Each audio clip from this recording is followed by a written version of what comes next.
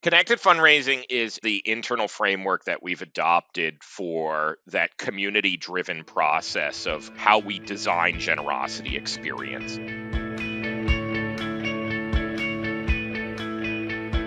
Welcome, everyone. I am so excited to be here today with Tim Sarrantonio. Tim, welcome to What the Fundraising. Well, welcome. And thank you for having me, Mallory. I am a fan. I'm starstruck to be on here, actually. I'm not being sarcastic. I'm really, really jazzed to be here. So thank you for having me. Oh, I'm really excited, and I'm excited for everyone to get to know you a little bit better and NeonOne. So why don't we start with you just giving an introduction to yourself, what brings you to our conversation, what brought you to NeonOne, and then we'll go from there. Well, I have a little bit of an interesting history personally, but I think what's similar to everybody else is that that's the same for everybody, that they all have a weird story of like how they got into fundraising. And so mine was, I thought I was going to be a labor historian, and I did everything that you're supposed to do when you go to academia, which means you put yourself in debt and you write articles that no one ever reads. And so I thought and did everything that I thought I should be doing. I lived in Ireland and got a degree in post-colonial theory. Then I went to Columbia University and got a degree in history and education. Then I moved to Chicago because I thought every single program that I wanted to get a PhD in was in the Midwest. So let's get ready for cornfields, basically. And then I didn't get into any programs. And my dad flew out to Chicago in 2008 and said, "You got to get a job." I said, "Well, I don't know what I'm going to do." I had an identity crisis and I still want to help people. And I still love that kind of grassroots idea of the workplace being a healthy way that people can create value and build movements and community. So I stumbled into a grant writing position for a day labor center in Chicago. And as I mentioned, it was 2008. So there stopped being grants. So I pivoted to individual fundraising and did that for a few different jobs. I'm obviously giving the very abridged version of this, but after working at a few different organizations, including one of the kind of earliest Blackbaud users, so it got me introduced to tech then and the possibilities of what technology can do for fundraisers, but then also introducing a lot of the weird things that certain technology companies structure their ways, specifically around streamlining connections of different stuff. So an opportunity opened up at NeonOne. That was 11 years ago. And my position and role and the company has changed significantly. But that core idea of building that larger ecosystem around generosity experiences has always been in the DNA of what we do. And we can get into that more specifically, but that's my story a little bit.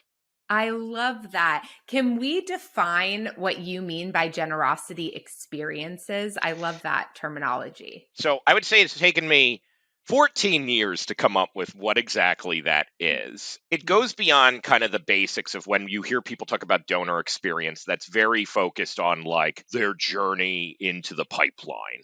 And a generosity experience is actually a little bit more elevated, in my opinion, because generosity can be defined as time, talent, treasure, and trust. And so when you step back and you think, if I'm going to center a person and not their money, which is kind of a core rule that we have at NeonOne in terms of how we design generosity experiences, you got to move from that awareness stage of learning about the nonprofit, as Katrina Van Huss of Turnkey for Good talks about, there's an awareness spectrum.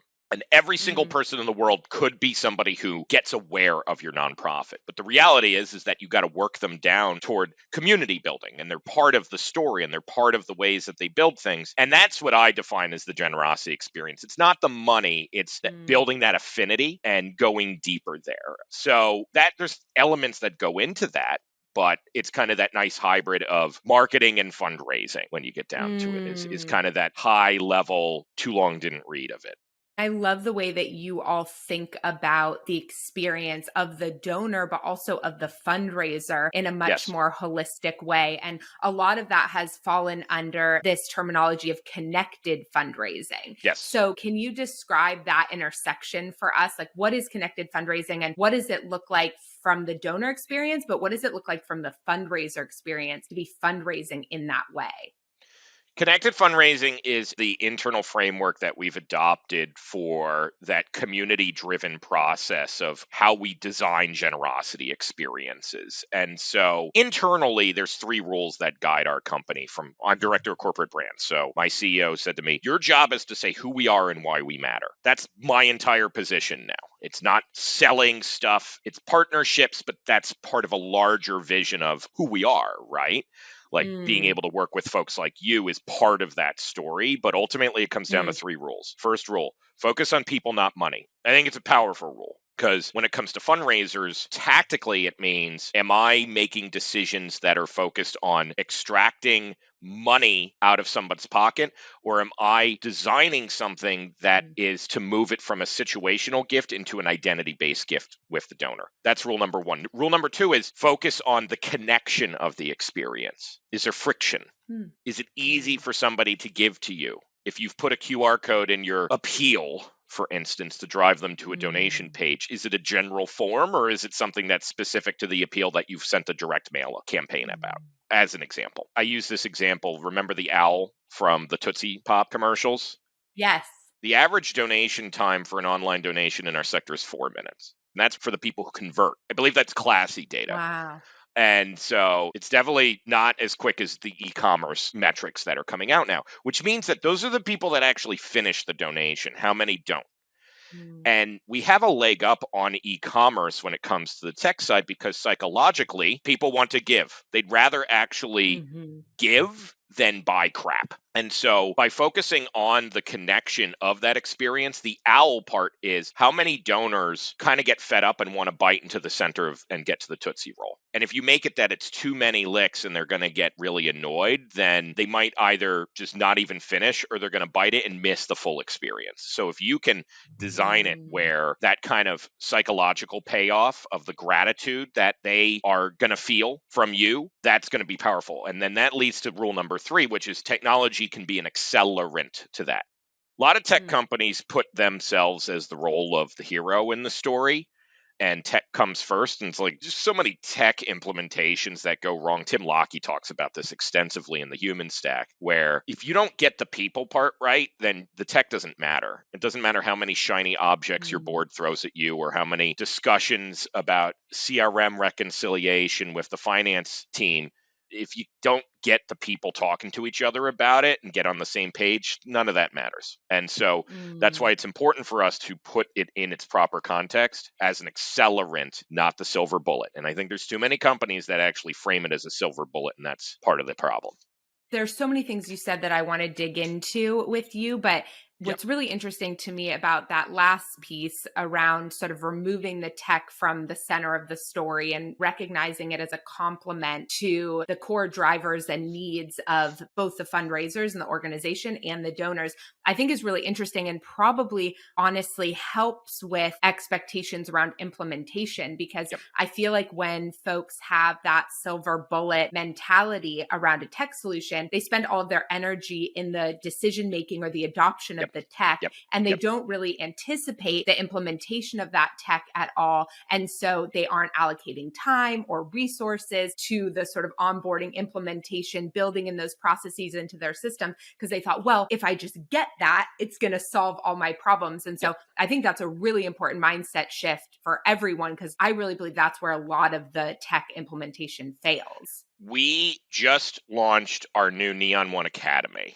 and we hired people with PhDs in curriculum design and adult learning. We invested a lot of money into this. And the very first thing that somebody's met with is, why do you even care about this?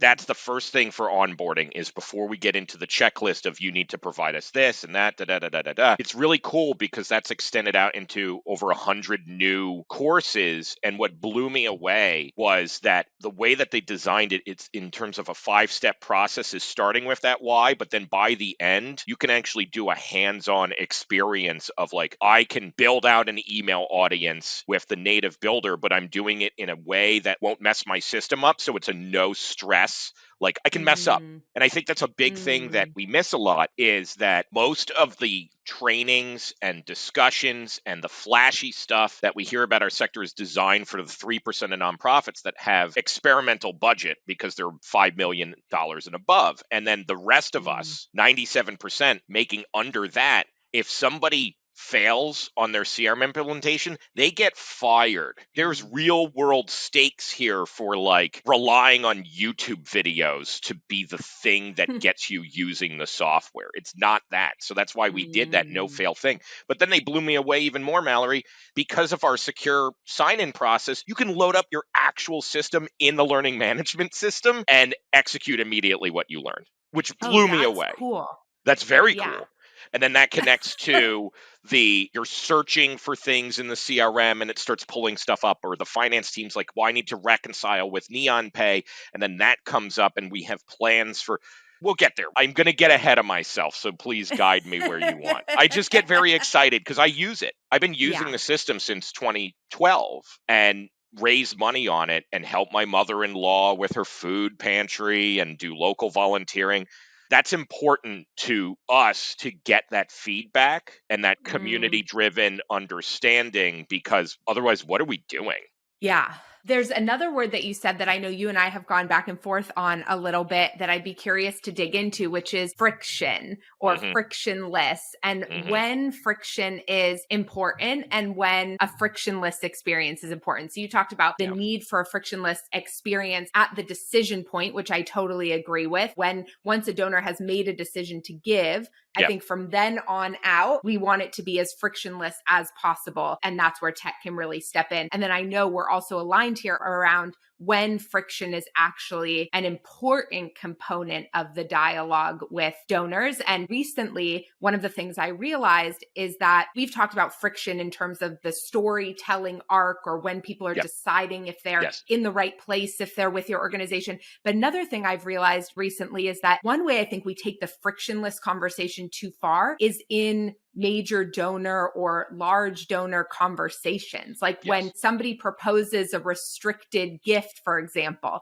we try to make it frictionless, which means we don't push back or we don't ask questions, or we go from this, like, I have an idea, to massively rerouting our program and experiencing a lot of mission drift to appease that donor. I'm Yeah. curious what you think about that and how you've been thinking about that. There's a difference between donor centrism in marketing copy, like changing your email receipt to a donor identity centric thing. Instead of thank you for your gift of X dollars, you say you are a generous person because you gave X dollars. Like, a simple copy change in a donor centric way is different than donor primacy. And donor primacy is Mm, organizational movement, and changing it because the donor asks. That's not appropriate. That's why you have to mm. still go back to rule number one, in my opinion. This is what the power of rule number one is: people before money. That's not just for the donor. A budget is a moral document. And what are Mm. you prioritizing? When I had my first job, that grant writing job, we had grants where we changed the project focus in order to get the grant. I was like doing video interviews for something that had nothing to do with our work. And that's because we Mm. wrote a grant and it had to do with multimedia stuff. And so they're like, well, we'll get the money. But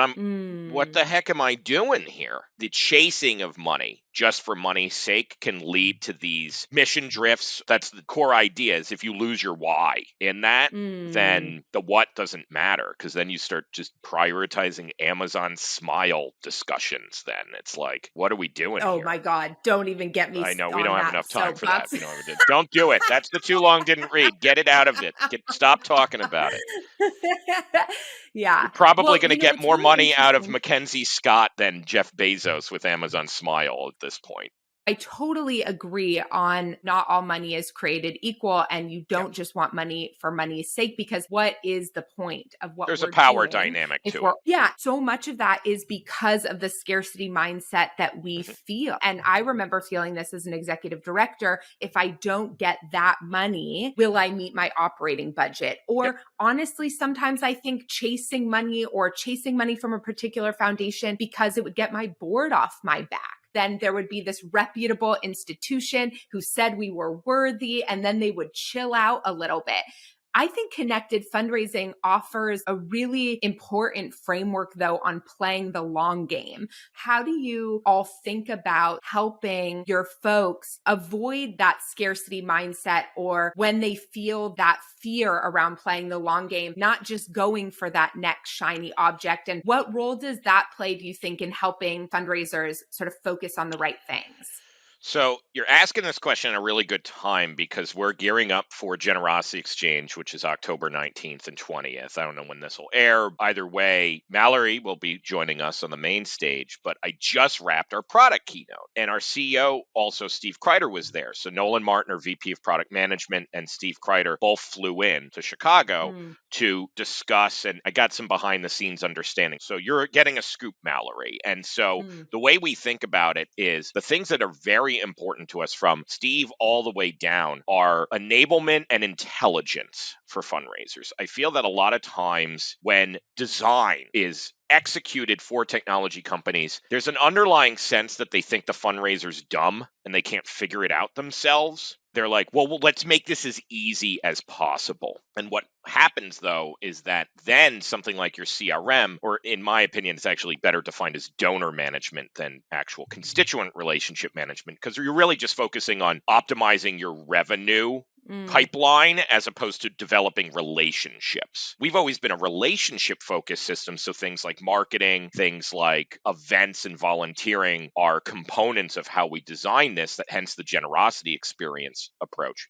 But just because it's easy doesn't mean it has to lose sophistication. And that's where intelligence comes into play, because in the future state, things like artificial intelligence can help start identifying that middle donor pipeline, for instance, to go, I really think that this person should be somebody you should think about talking with, and let's roll out. So one of the things that we're going to be rolling out is templated plays and workflows, because we started just giving everybody our workflow automation, because it's one of the most powerful things, because it's not just an email cadence. It's like literally I can set up a condition that says if this person is a board member and they haven't given yet, set up a call cadence for the executive director to check in with them on the following things, right? And that's just one example. What we'll do, relating to your other question, is we will listen to our community of what to prioritize. We literally have a voting system that is transparent, so any of our clients can log in, submit suggestions, interact directly with our product managers for any of our products, and say, I want this thing, or I'm going to search for this thing, or here's all the tags for this thing. Concrete example that already got implemented.